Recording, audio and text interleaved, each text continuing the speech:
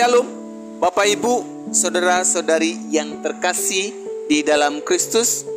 Hari ini kita akan melanjutkan pembacaan dan perenungan kebenaran firman Tuhan dari Injil Matius pasal 16 ayat yang pertama sampai yang ke-28.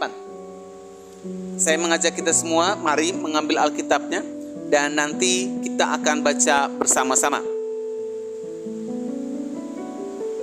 Injil Matius pasal 16 ayat yang pertama sampai yang ke-28. Mari kita mulai membaca dari ayat yang pertama. Kemudian datanglah orang-orang Farisi dan Saduki hendak mencoba Yesus. Mereka meminta supaya ia memperlihatkan suatu tanda dari sorga kepada mereka. Tapi jawab Yesus, pada petang hari karena langit merah, kamu berkata, hari akan cerah. Dan pada pagi hari, karena langit merah dan redup, kamu berkata, hari buruk. Rupa langit, kamu tahu membedakannya. Tetapi tanda-tanda zaman, tidak. Angkatan yang jahat dan tidak setia ini menuntut suatu tanda. Tetapi kepada mereka tidak akan diberikan tanda selain tanda Nabi Yunus. Lalu Yesus meninggalkan mereka dan pergi. Pada waktu murid-murid Yesus menyeberang danau, mereka lupa membawa roti. Yesus berkata kepada mereka, berjaga-jagalah dan waspadalah terhadap ragi orang Farisi dan Saduki. Maka mereka berpikir-pikir dan seorang berkata kepada yang lain, itu dikatakannya karena kita tidak membawa roti. Dan ketika Yesus mengetahui apa yang mereka perbincangkan, ia berkata, mengapa kamu memperbincangkan soal tidak ada roti? Hai orang-orang yang kurang percaya. Belum juga kamu mengerti? Tidak kamu ingat lagi akan 5 roti untuk 5.000 orang itu? Dan berapa bakul roti kamu kumpulkan kemudian? Ataupun akan 7 roti untuk 4.000 orang itu? Dan berapa bakul kamu kumpulkan kemudian? Bagaimana mungkin kamu tidak mengerti bahwa bukan roti yang kumaksudkan? Aku berkata kepadamu, waspadalah terhadap ragi orang Farisi dan Saduki. Ketika itu barulah mereka mengerti bahwa bukan maksudnya supaya mereka waspada terhadap ragi roti, melainkan terhadap ajaran orang Farisi dan Saduki. Setelah Yesus tiba di daerah Kaisarea Filipi, ia bertanya kepada murid-muridnya, kata orang, siapakah anak manusia itu? Jawab mereka, ada yang mengatakan Yohanes Pembaptis, ada juga yang mengatakan Elia, dan ada pula yang mengatakan Yeremia atau salah seorang dari para nabi. Lalu Yesus bertanya kepada mereka, tetapi apa katamu? Siapakah aku ini? Maka jawab Simon Petrus, engkau adalah Mesias, anak Allah yang hidup. Kata Yesus kepadanya, berbahagialah engkau Simon bin Yunus, sebab bukan manusia yang mengatakan itu kepadamu, melainkan Bapa-Ku yang di sorga. Dan aku pun berkata kepadamu, engkau adalah Petrus, dan di atas batu karang ini aku akan mendirikan jemaatku, dan alam maut tidak akan menguasainya. Kepadamu akan kuberikan kunci kerajaan sorga. Apa yang kau ikat di dunia ini akan terikat di sorga, dan apa yang kau lepaskan di dunia ini akan terlepas di sorga. Lalu Yesus melarang murid-muridnya supaya jangan memberitahukan kepada siapapun bahwa ia Mesias. Sejak waktu itu Yesus mulai menyatakan kepada murid-muridnya bahwa ia harus pergi ke Yerusalem dan menanggung banyak penderitaan dari pihak tua-tua, imam-imam kepala, dan ahli-ahli Taurat, lalu dibunuh dan dibangkitkan pada hari ketiga. Tapi Petrus menarik Yesus ke samping dan menegur dia. Katanya, Tuhan, kiranya Allah menjauhkan hal itu. Hal itu sekali-kali takkan menimpa engkau. Maka Yesus berpaling dan berkata kepada Petrus, enyalah iblis, engkau suatu batu sandungan bagiku, sebab engkau bukan memikirkan apa yang dipikirkan Allah, melainkan apa yang dipikirkan manusia.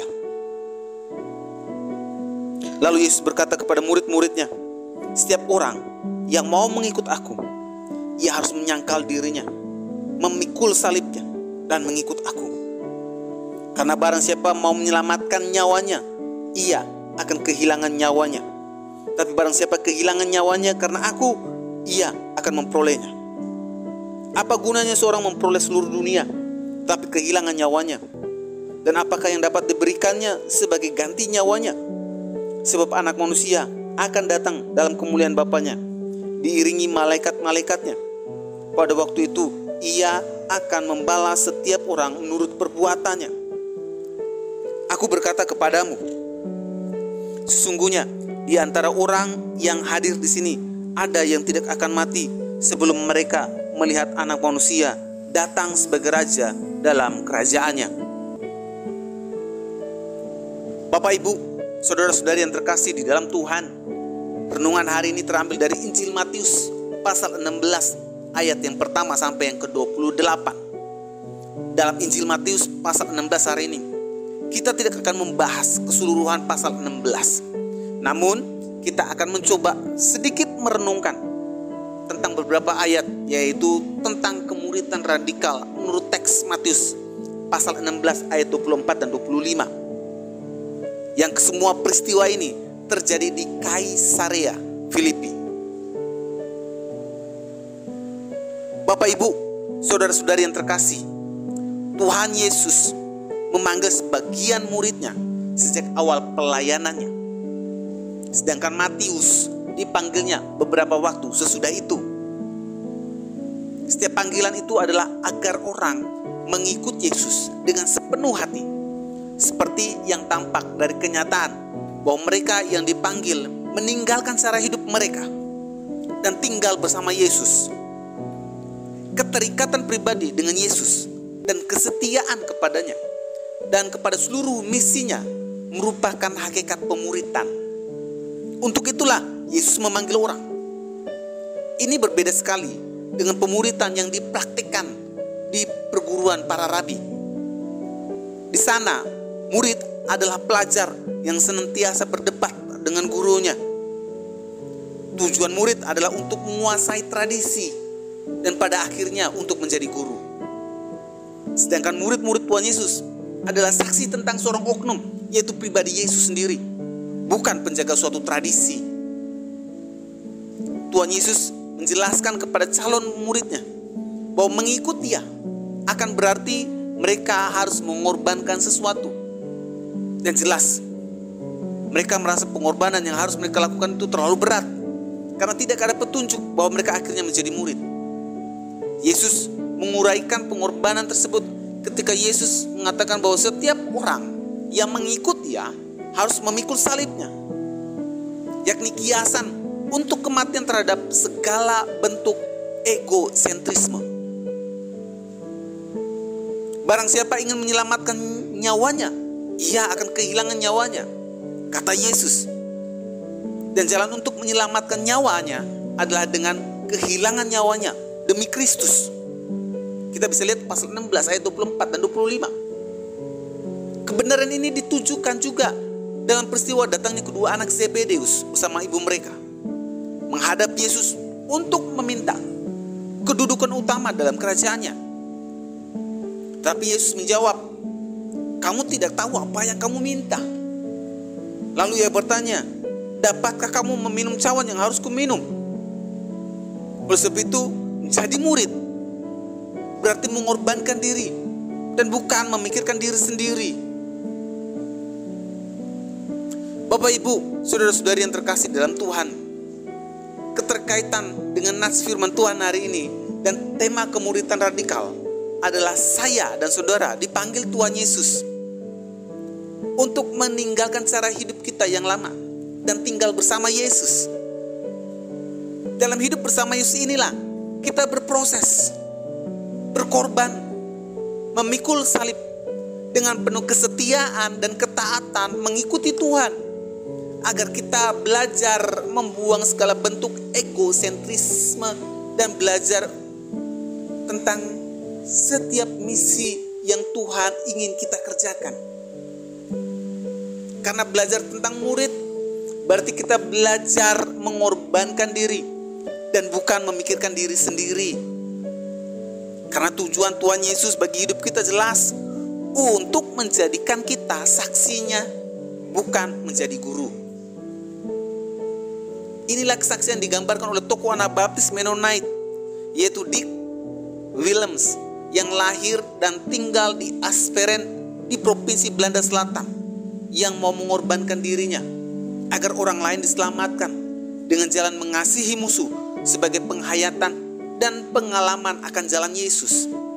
Setelah menolong polisi yang mengejarnya yang terjatuh di dalam permukaan es yang pecah, malah dirinya ditangkap dan dihukum mati. Inilah penghayatan dan pengalaman akan jalan Yesus yang mengorbankan diri, bukan memikirkan diri sendiri. Melalui firman Tuhan hari ini, mari kita terus berefleksi dan memperbaiki diri untuk terus bertumbuh dan berdampak dan bersaksi bagi banyak orang. Mari kita berdoa. Tuhan Yesus, kami bersyukur kalau hari ini kami diingatkan bahwa kami dipanggil Tuhan Yesus untuk meninggalkan cara hidup kami yang lama dan tinggal bersama Yesus. Dalam hidup bersama Yesus inilah kami belajar berproses, berkorban, memikul salib dengan penuh kesetiaan dan ketaatan mengikut Tuhan, agar kami belajar membuang segala bentuk egosentrisme. Di dalam nama Tuhan Yesus kami sudah berdoa. Amin. Kiranya renungan hari ini terus menguatkan langkah iman kita dalam mengiringi Tuhan Yesus. Ingat, tetap teruslah berdoa, tetap teruslah percaya, dan tetap teruslah bersyukur.